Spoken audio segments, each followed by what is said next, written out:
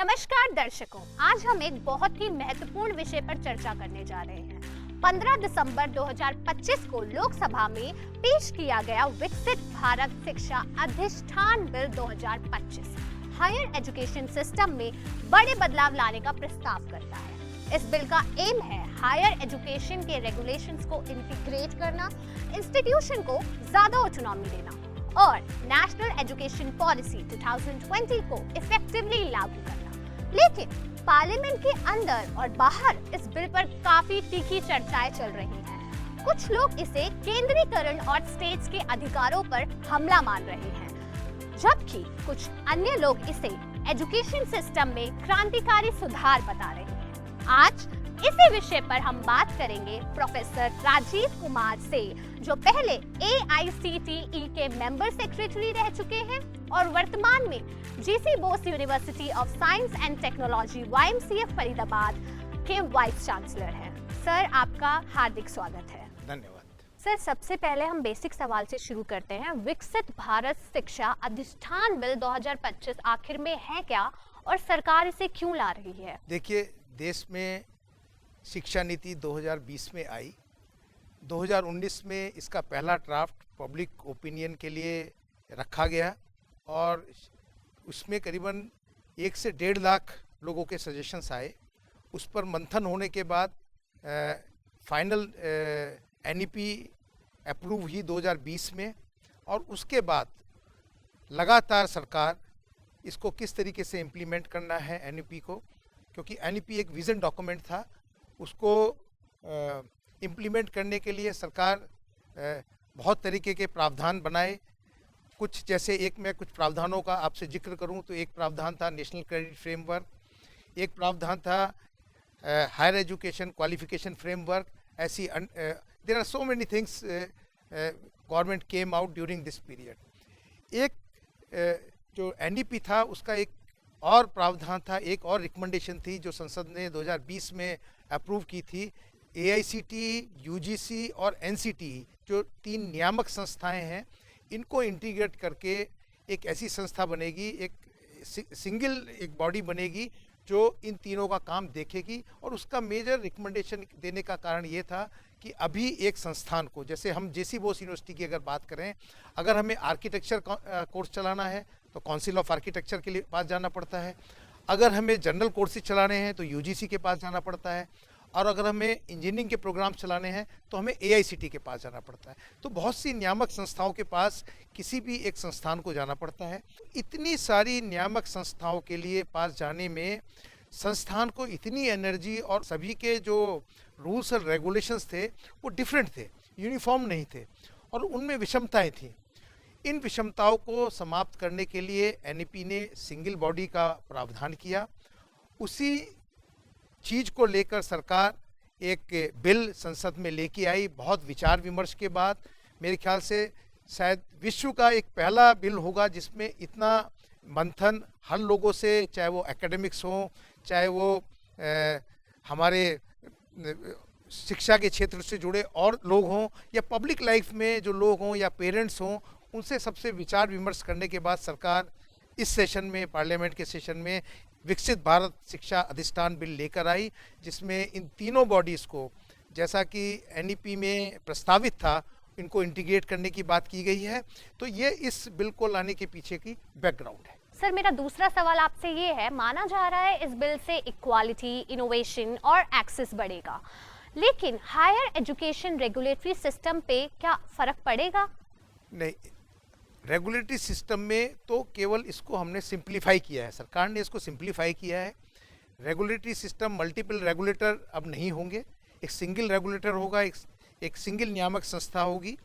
और इससे, जैसा कि आपने कहा कि नवाचार और मल्टीडिसिप्लिनिटी और ऑटोनॉमी, ये तीनों जो NEP के प्रस्ताव थे, उनको लाने में एक सुगमता आएगी। और मुझे लगता है कि ये बहुत बड़ा प्रयास है और इससे हमारी शिक्षा प्रणाली में मुझे अपेक्षा है कि मूलभूत परिवर्तन आएंगे, अभूतपूर्व परिवर्तन आएंगे, जिसकी विश्व हमसे अपेक्षा करता है। सर, नेशनल एजुकेशन पॉलिसी 2020 को इफेक्टिवली इम्प्लीमेंट करने में क्या ये बिल मदद करेगा? आप मल्टीडिसिप्लिनरी कोर्सेज को बढ़ावा देगा, नवाचार को बढ़ावा देगा, ऑटोनॉमी को बढ़ावा देगा। अभी एक नियामक संस्था कोई अगर रूल बनाती है तो डाइवर्सिटी नहीं आ पाती। हमें अपने प्रोग्राम्स में, अपने कोर्सेज में एक ही तरह की चीज़ें हमें मिलती हैं, डाइवर्सिटी को कहीं ना कहीं हम मिस कर पाते हैं। लेकिन इससे हर संस्थान के पास ऑटोनॉमी होगी कि वो लोकल रिक्वायरमेंट के हिसाब से, लोकल नीड के हिसाब से, अपने संस्थान की एक्सपर्टाइज के हिसाब से अपने करिकुलम को डिवाइस कर पाएगा, अपने लैब्स को मॉडिफाई कर पाएगा। ये सारी चीज़ें इस बिल के लागू होने के बाद संस्थानों को ये सुविधाएं होंगी और यही इस एनईपी का एक मूल आत्मा थी।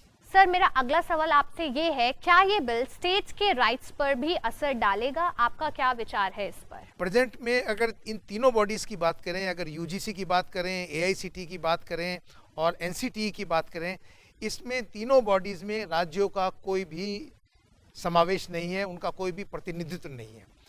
इस बिल के माध्यम से जो एक बिगर बॉडी होगी उसमें प्रयास किया गया है कि राज्यों के प्रतिनिधि उसमें रहेंगे, उनका प्रतिनिधित्व रहेगा।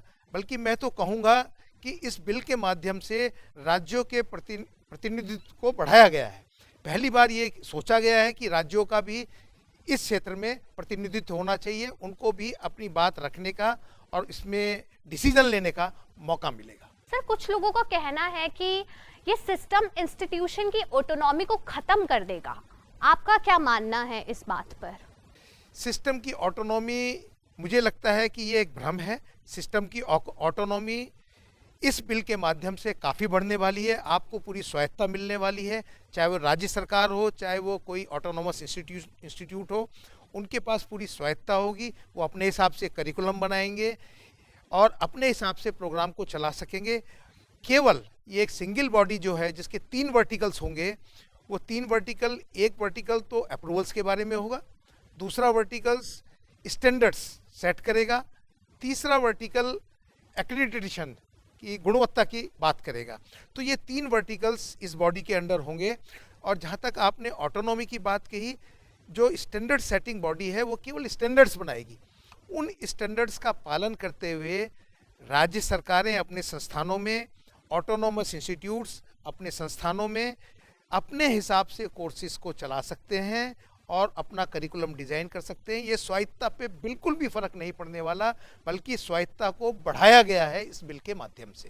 सर, मेरा अगला सवाल आपसे ये है, फंडिंग सिस्टम पर इस बिल का क्या फ़र्क पड़ेगा? जो हमारे पास जो संस्थान है, या तो वो केंद्र शासित संस्थान है, या राज्य पोषित संस्थान है, या प्राइवेट इंस्टीट्यूट्स हैं। अगर हम एकेडमिक इंस्टीट्यूशंस को देखें तो ये 3 टाइप के इंस्टीट्यूशंस हमारे पास हैं। जो केंद्र पोषित संस्थान है, उनका पूरा का पूरा खर्च केंद्र सरकार उठाती है। जो राज्य पोषित संस्थान है, उनका पूरा का पूरा खर्च राज्य सरकारें उठाती हैं। और जो प्राइवेट इंस्टीट्यूशंस हैं, वो अपने खर्च अपने आप उठाती हैं, उसमें ना राज्य सरकार ना केंद्र सरकार का कोई व्यय होता है। तो आज भी वही सिस्टम रहने वाला है। केंद्र सरकार अपने संस्थानों को फंडिंग करेगा, राज्य सरकारें अपने संस्थानों को फंडिंग करेंगी। तो फंडिंग पैटर्न पे कोई फ़र्क नहीं आने वाला है। जैसा फंडिंग पैटर्न पहले था, वो फंडिंग पैटर्न आज भी रहने वाला है। ये इस फंडिंग पैटर्न को, मेरे ख्याल से लोगों को बिल को पढ़ना चाहिए, बिल को ठीक से समझना चाहिए और इसको एक छोटी छोटी चीज़ों को लेके, मन में कुछ दुर्भावना लेके इस बिल को अगर आप समझोगे तो उसमें आपको जो इसकी मूल आत्मा है, जो करने की मंशा है, उससे आप अलग हो जाएंगे। तो मैं से सबसे निवेदन करूंगा कि इस बिल को एक हॉलिस्टिकली ठीक मन से पढ़ें। तो इस चीज़ में, इस बिल में सब कुछ बहुत क्लियर से समझाया गया है। सर, मेरा आखिरी सवाल आपसे ये है कि ये बिल हायर एजुकेशन इंटरनेशनलाइजेशन में कैसे मदद करेगा? आज के दिन हमारा बच्चा, हम ये अपेक्षा करते हैं कि वो अपने देश में तो कम्पीट करे, वो बाहर भी जाकर शिक्षा में, शिक्षा के क्षेत्र में या तकनीकी क्षेत्र में या मैनेजमेंट के क्षेत्र में, हर क्षेत्र में जाकर वो भारत का नाम ऊंचा करे। हमेशा सरकार का ये प्रयास रहा है कि हमारा बच्चा देश में तो अपना नाम रोशन भी करे, बाहर भी जाके इसी तरह का कार्य करे। तो इंटरनेशनलाइजेशन में हमने अपनी एजुकेशन को इंटरनेशनलाइजेशन से अलाइन किया है। जैसे इसका एक मैं एग्जाम्पल आपको दूँ, अगर जैसे पहले हमारे यहाँ अंडर ग्रेजुएट प्रोग्राम्स 3 इयर्स के होते थे, और वर्ल्ड वाइड ये एक प्रथा है कि अंडर ग्रेजुएट प्रोग्राम 4 साल के होते हैं। अगर हमारा कोई स्टूडेंट 3 साल का अंडर ग्रेड प्रोग्राम करके बाहर एजुकेशन के लिए जाना चाहता था तो उसको बड़ी परेशानी होती थी। वहाँ पर जाकर उसको 1 साल का कोर्स करना पड़ता था, तब उसको जाकर किसी अच्छे प्रोग्राम में एडमिशन मिलता था। लेकिन सरकार ने प्रावधान किया है कि अगर कोई बच्चा चाहता है कि वो 3 साल का प्रोग्राम करे तो वो 3 साल का प्रोग्राम कर सकता है अंडर ग्रेड। अगर किसी ने चाहता है कि वो 4 साल का अंडर ग्रेड करे तो ये सारे वो उसको ये मौका दिया है। तो ये सारे मौके इंटरनेशनलाइजेशन में को बढ़ावा देने के लिए, अपने बच्चों को एक्सपोजर देने के लिए ये सरकार ने इसमें किए हैं। और इसका दूसरा फ़ायदा ये भी है कि अगर बाहर के बच्चे आना चाहते हैं तो उनको ये लगेगा कि उनका एजुकेशन सिस्टम और हमारा एजुकेशन सिस्टम के मानक अलाइंड है। तो ये एक बहुत बड़ा प्रावधान किया है सरकार ने, और इसके द्वारा मैं मानता हूँ कि बहुत सारे संस्थान भी हमारे देश में आकर अपने कोर्सेज चलाएंगे, हमारे बच्चे और हमारे संस्थान भी बाहर जाएंगे और इंटरनेशनलाइजेशन के क्षेत्र में एक एजुकेशन में बहुत बड़ा हमें लाभ मिलने वाला है। धन्यवाद सर। दर्शकों, ये थी विकसित भारत शिक्षा अधिष्ठान बिल 2025 पर चर्चा। कमेंट्स में बताएं कि आपका क्या विचार है। धन्यवाद।